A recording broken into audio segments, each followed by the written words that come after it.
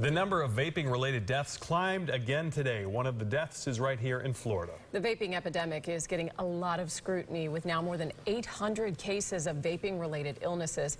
8 on your side, Stacey Scheibel is taking a deeper dive into this public health threat. She joins us now. You're a mom. You know this is a serious issue for parents and their teens. So if parents are worried, there's good reason that they are worried. Tonight I'm going to take a look at what we know about vaping and what we don't. When it comes to vaping, the first thing we know for sure is a lot of teens are doing it. I would tell them to hold their breath and then imagine that they can never exhale or inhale again after that.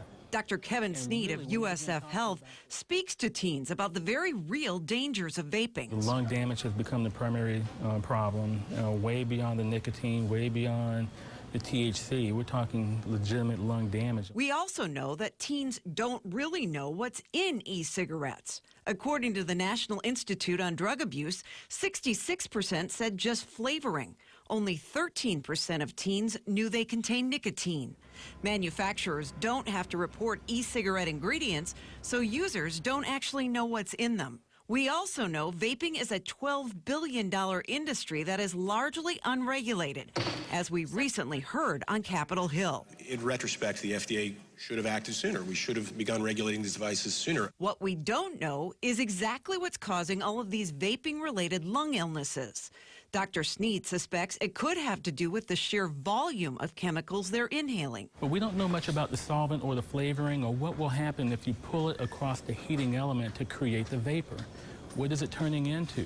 What kind of effect does it have on your body? And perhaps the biggest question mark of all, what will wind up being the long-term effects of this vaping craze? 10 years from now, we're going to wake up, and if we don't get a handle on it now, there will be a massive problem.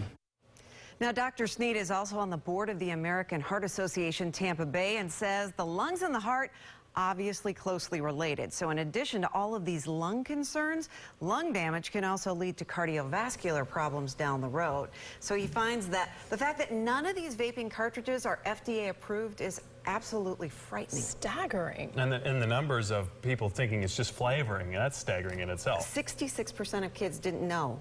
Yeah. And if you can't smell it on their breath like you can a cigarette, Right. I mean, That's a as good a parent, point. you just have to watch them like a hawk. And they really think the number of kids doing it is highly underreported. Yeah. We really don't know how many are. Well, this is going to wake up a lot of people, that's for sure. Thank you.